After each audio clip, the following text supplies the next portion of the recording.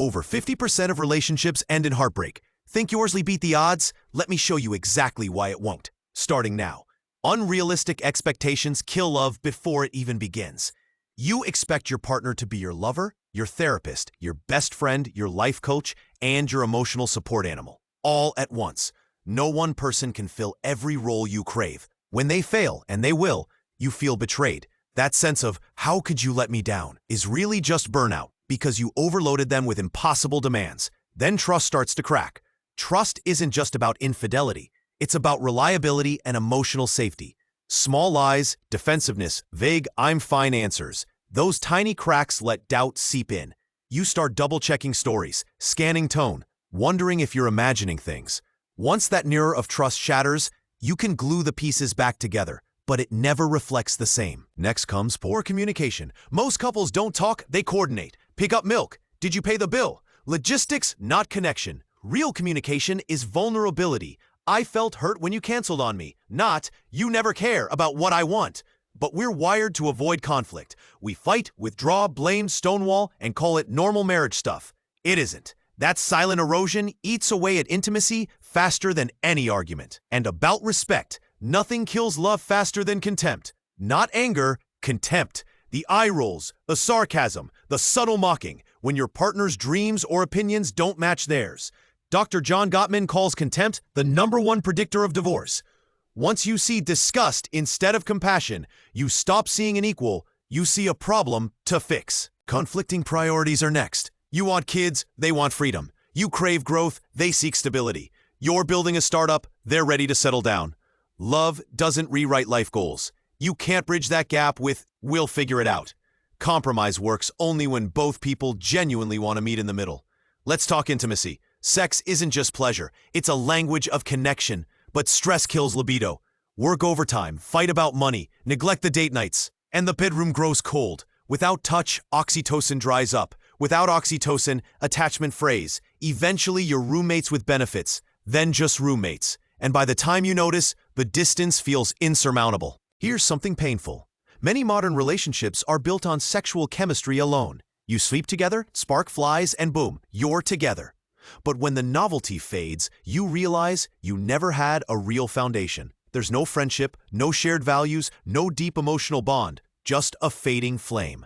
And that flame goes out fast.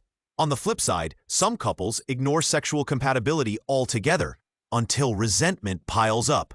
One partner's libido dips, the other feels unwanted, communication shuts down, and bitterness seeps in. Neither scenario ends well. Then there's the cruel world of dating apps. Infinite options breeds zero commitment. One swipe left and you're already fantasizing about the next best thing. FOMO creeps in. Maybe I can do better. Suddenly, love becomes a gamble, a maybe, not a promise. Commitment looks like a trap, so you bail at the first sign of trouble or the first boring date. Underneath it all is ego and unhealed wounds. You date with baggage you never unpacked. You expect your partner to heal your childhood insecurities, to fill emotional voids you never acknowledged. When things get tough, you retreat to protect yourself instead of growing together. Two broken people can't build something whole. Healing isn't optional, it's essential. So what actually makes a relationship work? It's not magic. It's hard, unglamorous practice. First, set realistic expectations. No one can meet every single need. Cultivate a support network, friends, mentors, therapists, so your partner isn't your sole source of fulfillment. Next, rebuild trust with radical transparency. Own your mistakes, share your fears, invite curiosity instead of suspicion. When you mess up, apologize without excuses. When you doubt, ask questions instead of fueling paranoia.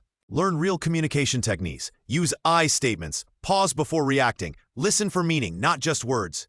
Agree that conflict is normal and commit to resolving it as a team, not as adversaries. Replace contempt with curiosity and compassion. When you feel that urge to roll your eyes, pause and ask, why does this trigger me? Maybe it's your own insecurity, not your partner's flaw. Remember, you're on the same side. Align on priorities by having honest conversations early and often about life goals, values, dreams, and deal breakers. Check in quarterly. Are we still headed in the same direction? Realign when needed, or have the courage to part ways respectfully if you're no longer compatible. Prioritize intimacy by scheduling connection rituals, morning coffee chats, weekend dates, shared hobbies. Talk openly about desire and boundaries. Don't let guilt or shame silence conversations about sex. Limit dating app mentality to the dating phase. Once you commit, delete the apps. Cultivate loyalty by celebrating small, everyday moments of closeness. A genuine compliment, a shared laugh, a surprise hug. And finally, embrace growth. Relationship skills are just that, skills.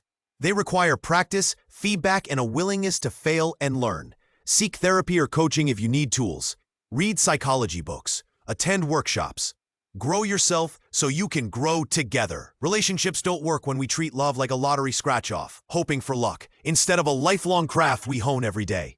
If you want your relationship to beat the odds, drop the fantasies, own the hard work, and choose each other again and again. That's when love stops dying and starts living.